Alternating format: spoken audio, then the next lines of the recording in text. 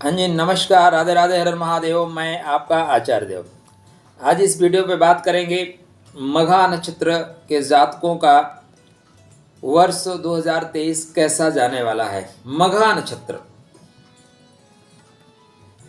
शक्तिशाली नक्षत्र है।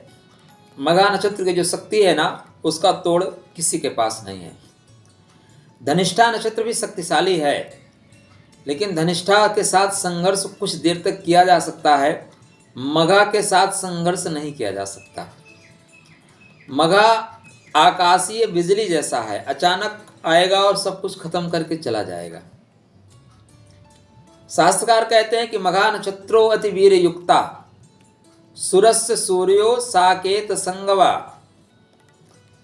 और अंत में ये जो है ना, अमृतत्व प्राप्ति मोक्षस्व द्वारम, मोक्ष के द्वार तक ले जाने वाला है। अमरता प्रदान कर देने वाला है। और अमर कौन है? आज हम जिन महापुरुषों का नाम लेते हैं, दरअसल वो अमर हैं। अमर दो ही लोग होते हैं, या तो कुछ करने लायक पढ़ने लायक लिख के चले जाइए, या कुछ ऐसा कर्म कर लीजिए कि आपके ऊपर लिखा जाए। तो आप यदि मघा नक्षत्र में पैदा हुए हैं तो आपकी राशि और आपका लगन सिंह राशि बनेगी। सिंह लगन और सिंह राशि का जो आधार स्तंभ है उसका नाम है मघा। ये आपके 0 डिग्री से लेकर 13-20 तक आपका लगन है। 0 डिग्री से लेकर 13-20 तक आपका चंद्र है सिंह में। तब आप मघा नक्षत्र में जन्म लिए हैं। और मघा नक्षत्र सत्ता का नक्षत्र है। मघा नक्षत्र का मतलब है कि जन्म ही लिए हैं सत्ता प्राप्ति के लिए। शक्तिशाली आत्माएं ही इस नक्षत्र में प्रवेश कर पाती हैं। तो यदि आपका जन्म मघा नक्षत्र में हुआ है तो आप शक्तिशाली आत्मा है, अपने आप को जानिए। होता क्या है कि मघा वालों की शक्ति भी खोई सी रहती है, हनुमान जी जैसे होते हैं। एक जामवंत चाहिए जगाने के लिए। का चुप साध रहो बलवाना, हनुमान जी को जगाना पड़ता है ना। जामवंत जी जगाते हैं, तब वो जगते हैं और बोलते हैं, बताओ रावण को मारूं या लंका को समुद्र में डुबो दूं, बताओ क्या करना है। इतनी शक्ति है। तो आपको अपनी शक्ति को जागृत करना होगा। तो कैसे होगा, क्या लाभ मिलेगा 2023 में, इसकी चर्चा आरंभ करें। उसके पहले विनम्र अनुरोध है, यदि आपने हमारे चैनल को सब्सक्राइब नहीं किया, चैनल को सब्सक्राइब करिए। ज्योतिष मंजरी नक्षत्रवाणी वह चैनल है जो ज्योतिष के मूलभूत आधार बिंदुओं पर बात करता है, अर्थात नक्षत्रों की बात करता है। ज्योतिष वेद का नेत्र है और नक्षत्र ज्योतिष के नेत्र हैं, बात नेत्रों तक की। तो आपका जो मघा नक्षत्र है ये राजगद्दी के लिए है। क्या है? राजगद्दी प्राप्ति। पालकी जैसा है, इसके जो चिन्ह है पालकी, राजगद्दी। आपको राजगद्दी और पालकी क्यों मिलेगी भाई? ऐसा क्या है कि आपको राजगद्दी और पालकी मिल जाए? तो यह केतु का नक्षत्र है। केतु मतलब पूर्व जन्म के संचित पुण्य कर्म, पूर्व जन्म के संचित पुण्य कर्मों को केतु दर्शाता है। और मघा नक्षत्र उन्हीं पुण्य कर्मों को एक लेके आता है और आकाशीय बिजली जैसा गिरता है, अचानक होता है, सब कुछ अचानक दे देता है। एक राजनीतिक व्यक्ति की बात करें तो उनका नाम है महंत योगी आदित्यनाथ जी। बहुत परेशान रहते थे। उनका हमने वीडियो देखा संसद भवन में रोते हुए अपनी सुरक्षा के लिए। सिंह लगन की कुंडली है। केतु का अचानक उदय हुआ और उनको बुला के मुख्यमंत्री बना दिया गया। मुख्यमंत्री की पदवी दे दी गई। महाराज अपने आश्रम को छोड़ के राजगद्दी संभालो। मघा नक्षत्र राजगद्दी देने का नक्षत्र है। मघा नक्षत्र आपको बुला के राजगद्दी दे देगा। लो महाराज, आप ही इसके योग्य हैं। ये अचानक उदय कराता है। तो आप अपनी शक्तियों को संग्रहित करना सीखिए, अपने काम को लगातार करना सीखिए। कैसे मिलेगा? देखिए, ये आपके जो देवता है ना, देवता इसके पितर हैं, मतलब पितरों की शक्ति से, पूर्वजों का सम्मान, बड़ों का सम्मान, आपके जो कुल परंपरा है उसका सम्मान आप करते हैं, तब आपको बड़ा पद मिलेगा, नहीं बड़ा पद नहीं मिलेगा। ठीक, थोड़ी सी शक्ति इसके साथ और बता देता हूँ। इस नक्षत्र की जो मेन शक्ति है उसका नाम है त्यागी सेपानी शक्ति, मुक्त कर देता है। स्टार ऑफ पावर कहा जाता है इसको। इसके ये सौभाग्य देता है, समृद्धि देता है, तेज प्रदान करने वाला है। विगत जन्मों के संबंधों को दर्शाता है, पुराने जन्म के संबंध को दर्शाता है। यदि आप मघा में पैदा हुए हैं और आपके मतलब 13-20 तक चंद्रमा है या 13-20 तक लगन है, तो पुराने व्यक्ति ही हैं, आप इस परिवार में पैदा हुए हैं, शानदार हैं आप, शक्तिशाली हैं, क्योंकि इस नक्षत्र में शक्तिशाली आत्माओं की ही एंट्री है, बकाया लोगों की एंट्री ही नहीं है। शासन और पदभार संभालने के लिए ही आप आए हैं। तो 2023 में क्या शासन और पदभार संभाल पाएंगे या मौका आपको मिलेगा, इसी की चर्चा हम आपको इस वीडियो पे करेंगे। तो कंसंट्रेट होकर सुनिए, एकाग्रता अत्यंत आवश्यक है, क्योंकि मेरे बोलने की जो गति है वो AK-47 जैसे है।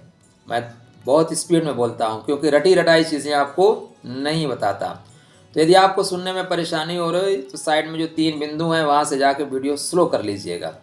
फिर भी कोशिश करूँगा धीरे धीरे बोला जाए।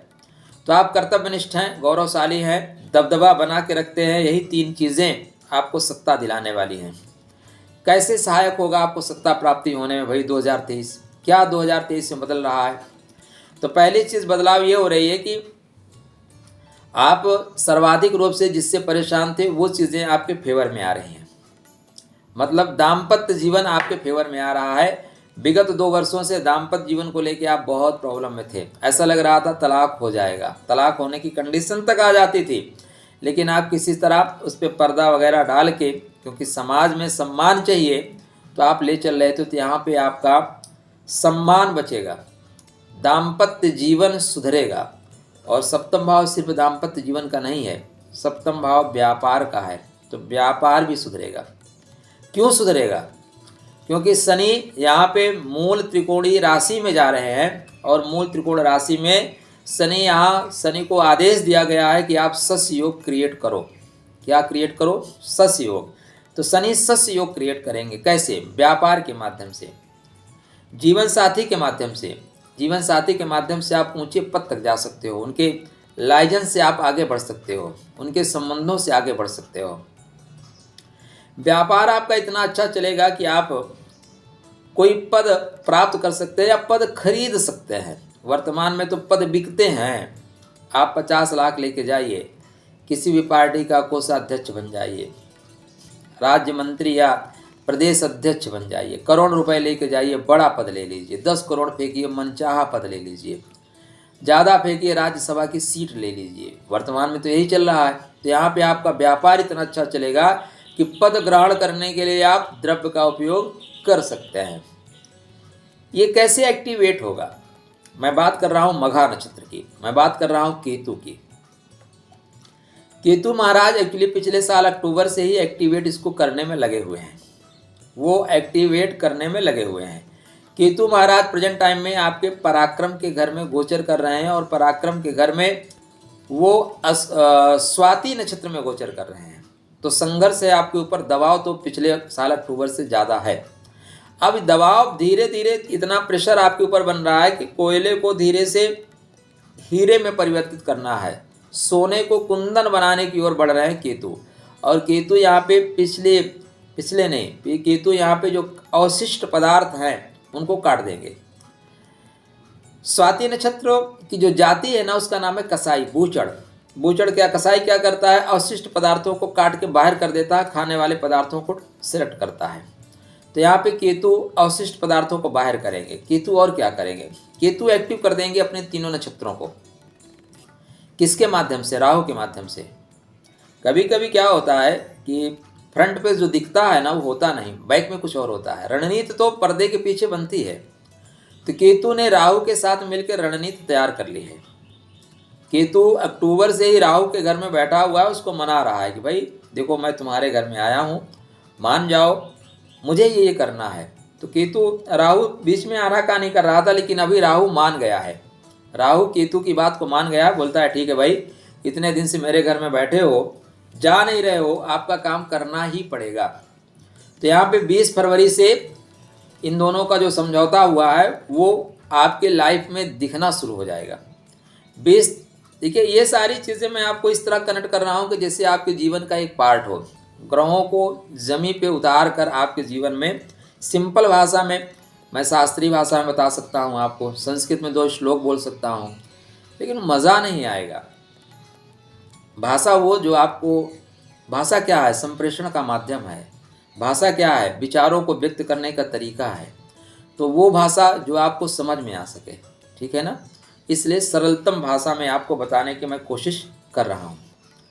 तो यहाँ पे राहु केतु की बात को मान लेंगे, बोलेंगे भाई बहुत दिन हो गया मेरे घर में बैठे हुए, आप घर से जाओ, मैं आपका काम डेफिनेटली करूँगा।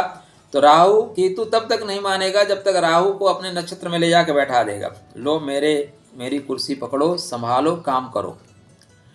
तो राहु केतु के अश्विनी नक्षत्र में 20 फरवरी को गोचर करेंगे। कहाँ पे गोचर करेंगे? अश्विनी नक्षत्र में। अश्विनी नक्षत्र आपके कुंडली में भाग्य भाव का प्रथम पार्ट है, आधार स्तंभ है।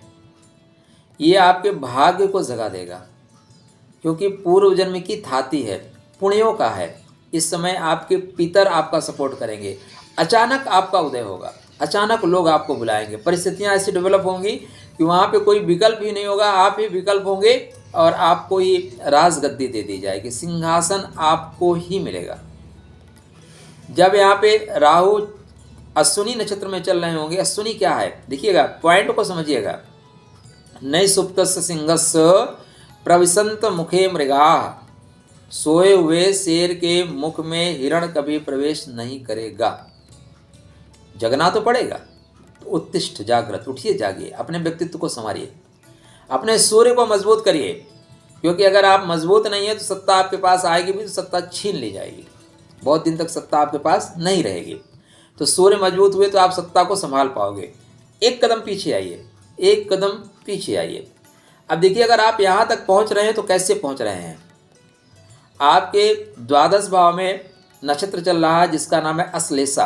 अश्लेषा कुंडलनी मार कर बैठा हुआ सांप, पैरों को जकड़ कर बैठा हुआ सांप बोलता है आगे जाने नहीं दूंगा। तो सर्प के फन को कुचल के अगर आप आगे बढ़ सकते हो तो सत्ता आपके लिए रेडी है, वरना राजनीतिक शत्रु आपको डस लेंगे, आपको आगे बढ़ने नहीं देंगे।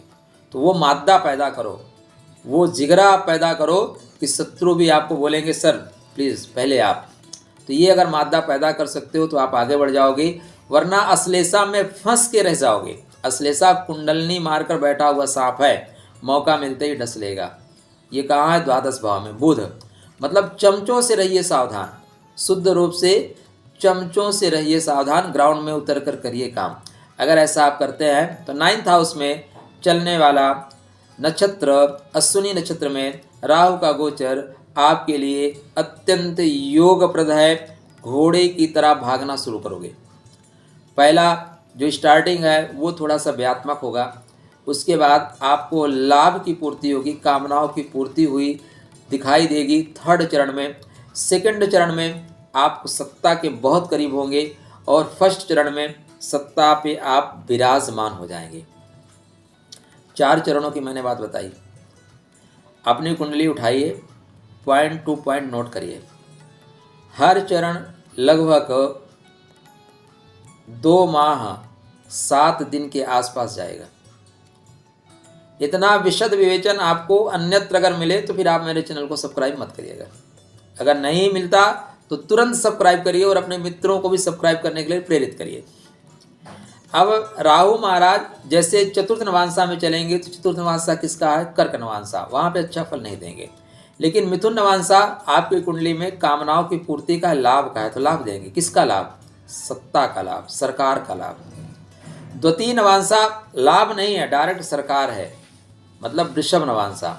यहाँ पे आप सरकार में स्थापित हो रहे हैं, सरकारी नौकरी प्राप्त कर रहे हैं, उच्च पद प्राप्त कर रहे हैं, राजनीति के क्षेत्र में है तो आपको कोई ना कोई पद आपको प्राप्त हो रहा है। मजे की बात आएगी लास्ट नवांशा में। लास्ट नवांशा में आप अश्व की गति से ही भागोगे, क्योंकि सिंह लगन है, आपकी सिंह राशि है और नवांश अधिपति मेष मतलब मंगल ही होंगे और मंगल की पोजीशन इसमें बेहतर आपकी कुंडली में दिखाई दे रही है। अंतिम समय में मंगल महाराज आपकी कुंडली में पराक्रम के घर में ही गोचर कर रहे हैं। तो पराक्रम आपका इतना गतिमान होगा, पराक्रम इतना बलशाली होगा कि 6 दरवाजे तो ऐसे धड़ाधड़ आप तोड़ देंगे। तो यहाँ पे सफलता मिलती हुई दिखाई दे रही है। 3 पॉइंट को ध्यान दीजिएगा। पितरों की सेवा आवश्यक है, पूर्वजों का आशीर्वाद आवश्यक है। कोई ऐसा काम मत करना जो कुल परंपरा के विरोध में हो। अगर कुल परंपरा के विरोध में आप चले गए तो आपके पितर आपसे नाराज हो जाएंगे। आपके नक्षत्र की संज्ञा उग्र है, अतः उग्रता मत धारण करिएगा। इस नक्षत्र के लिए कहा गया जाता है कि जा दिन जन्म भयो आल्हा को धरती दसी अढ़ाई हाथ। आल्हा, उदल, मलिका, ब्रह्मा और टेवा ये सब इसी नक्षत्र में पैदा हुए थे। इस नक्षत्र का जोड़ नहीं है, ठीक है ना। अभिमन्यु भी इसी नक्षत्र में पैदा हुए थे, षड्यंत्र से मारना पड़ा उसको, कोई जोड़ ही नहीं था। द्रोणाचार्य, कर्ण सब निसहाय हो गए थे, बाद में पीठ पीछे से वार करना पड़ा। तो बहुत शक्तिशाली नक्षत्र है ये, इसका तोड़ नहीं है किसी के पास। सिर्फ षड्यंत्र में फंसा सकते हैं लोग, शत्रु आपको षड्यंत्र में फंसा सकते हैं। तो कुंडली चेक करिए, मुक्त कर देना इस नक्षत्र का आदत है, तो बहुत से रिश्ते भी मुक्त होंगे, बहुत सी परेशानियां भी मुक्त होंगी। इस नक्षत्र के थोड़े अवगुण हैं, क्रोधी बहुत हैं आप, तुनक मिजाजी बहुत हैं। तो तुनक मिजाजी और क्रोध को थोड़ा सा साइड में करिएगा। आगे बढ़ना है तो कुछ चीज़ों को आपको ध्यान देना होगा। मान सम्मान आपको विशेष प्रिय है, मान सम्मान प्रिय रखिए। तर्क शक्ति अत्यंत प्रबल है आपकी, और सबसे मज़ेदार बात आपके लिए जो हो रही है उसको आप सुन लीजिए। 14 मार्च को आपके कुंडली में शनिदेव सप्तम भाव में, सप्तम भाव मतलब आपके पूर्णता का भाव, आपको पूर्ण कर देने वाला घर, वहाँ पे सतविसा नक्षत्र में सतविसा नक्षत्र में गोचर करने वाले हैं। वहाँ से आप जादूगर बनेंगे। क्या बनेंगे? जादूगर। आप खेल जगत में हैं तो इस समय आपका दबदबा होगा। आप चाहे जिस भी स्पोर्ट्स में है, क्रिकेट में है, फुटबॉल में है, हॉकी में, जहाँ भी हैं, आप मघा नक्षत्र में हैं तो आपकी शक्ति का तोड़ किसी के पास नहीं है। आप जो किक करोगे वो बाउंड्री बाहर होगा। तो यहाँ पे सतविसा नक्षत्र में शनि के जाने से आप जादूगर जैसे होंगे। आपको बहुत अच्छे साइंटिस्ट बनेंगे, बहुत अच्छा डॉक्टर बनेंगे, बहुत अच्छा राजनीतिक बनेंगे। आपका जादू लोगों के सर चढ़कर बोलेगा।